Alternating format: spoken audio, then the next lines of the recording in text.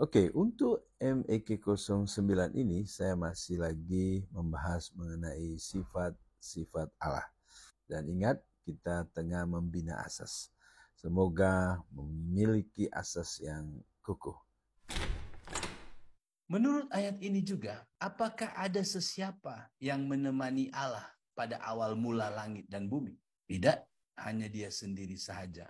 Oleh sebab itu, tidak ada seorang pun yang boleh tahu awal mula langit dan bumi. Sebab pada saat langit dan bumi diciptakan, tidak ada seorang pun bersama-sama dengan Allah. Hanya Allah saja yang tahu. Oleh itu kita harus bergantung pada penyampaian Allah tentang penciptaan. Tidak bisa kita meng-creation sendiri. Sebab siapa kita? Hanya Allah sendiri saja yang tahu awal mula daripada langit dan bumi. Oleh itu kita ada pada sumber yang tepat. Baca suratnya. Dan bersyukur Allah sendiri saja yang dapat menceritakan kepada kita kebenaran awal mula daripada langit dan bumi ini. Nah, saudara, inilah ayat pertama yang kita boleh tengok dari buku pertama Alkitab ini. Jadi kita ketika melihat ayat pertama saja, kita sudah menemukan beberapa sifat daripada Allah, sang penulis kitab ini. 1, dia Allah yang maha tinggi. 2, dia Allah yang kekal. 3, dia adalah pemilik langit dan bumi. 4,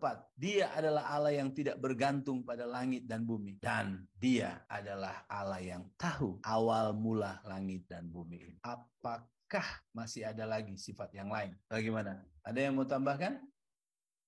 Coba pikirkan ini. Dia mampu menciptakan langit, dia mampu menciptakan bumi. Bayangkan kekuatan yang ada pada dia. Dan kita lihat bagaimana dunia ini begitu besar. Untuk mencipta semua ini, itu menunjukkan bahwa yang mencipta itu memiliki kekuatan yang begitu besar dan dahsyat. Juga saudara mau mencipta langit, wah, luar biasa sekali. Bagaimana meteor-meteor yang berapi yang besar-besar, waktu jatuh, dia bisa menghancurkan bumi. Tetapi langit itu menjadi lapisan yang melindungi. Sehingga meteor yang besar sekali dijadikan hancur kecil. Sehingga ada yang tidak bisa sampai ke bumi. Wah, saya lihat bagaimana pengetahuan Allah yang mencipta langit dan bumi ini begitu dahsyat. Dia bisa mencipta secara harmonis, secara luar biasa ya. Di sini kita nampak bukan hanya power dia, bukan hanya kekuatan dia, tapi jenius dia, kemampuan pikiran dia, pengetahuan dia begitu dahsyat dan hebat. Jadi, saya pikir kita bisa tambah lagi sifat-sifat Allah di sini. Dia adalah maha kuasa. Tidak ada kuasa apapun yang tidak bisa dia buat. Dia maha kuasa, tapi juga dia maha tahu. Nah, sekarang kita akan melihat informasi dari buku ini tentang pribadi Allah. Kalau kita perhatikan Kejadian 1 ayat 26.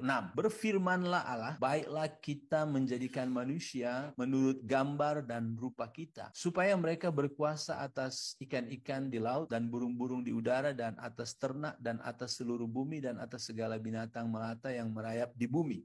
Kenapa dia pakai kata kita di sini? Kenapa dia tak berkata baiklah aku, baiklah beta? Akhirnya kita bertanya, Allah berbicara dengan siapa di sini? Ayat 1 berkata pada mulanya Allah menciptakan langit dan bumi. Ayat 2, bumi belum berbentuk dan kosong, gelap gulita menutupi samudra raya dan roh Allah melayang-layang di atas permukaan air. Berfirmanlah Allah, jadilah terang, lalu terang itu jadi. Wah, nampak ada lebih dari satu di sana. Allah itu satu, namun ketika mendalami seterusnya, Allah itu punya tiga pribadi. Jadi hakikat Allah atau hakikat. Begini, kalau hakikat itu saya, teman-teman semua, kita ini hakikatnya adalah manusia. Tapi kalau Gabriel, Mikael, itu hakikatnya adalah malaikat. Lalu kalau Doggy, Mopi, Blacky, itu hakikatnya adalah binatang. Tapi kalau Allah, hakikat satu, namun pribadi dia ada tiga pribadi di sana. Jadi ini adalah Allah yang kita gambarkan misalnya segitiga. Segitiga ini satu ya. Di dalam Allah yang satu itu ada pribadi Bapa, ada pribadi Anak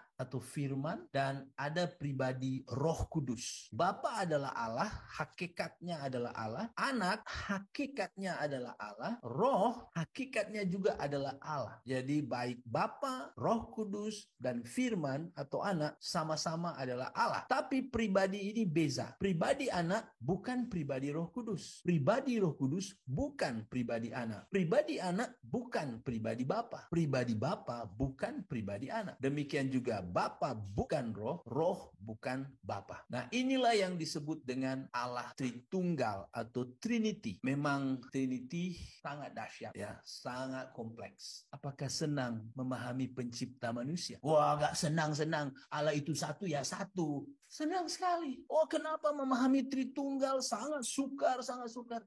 Kamu pikir siapa yang sedang kita pelajari? Dia adalah pencipta kita. Otak kita tak cukup besar untuk mampu memahami dia. Maka yang harus ada pada kita ketika kita coba mendekati dia dalam catatan yang dia berikan, kita harus terhad untuk menerima apa yang dia bukakan, apa yang dia wahyukan tentang dia. Kita harus cukupkan diri dengan hal itu. Dan ternyata yang kita lihat, dia bukakan bahwa dia satu, namun dia juga mempunyai 3 pribadi. Satu tapi 3.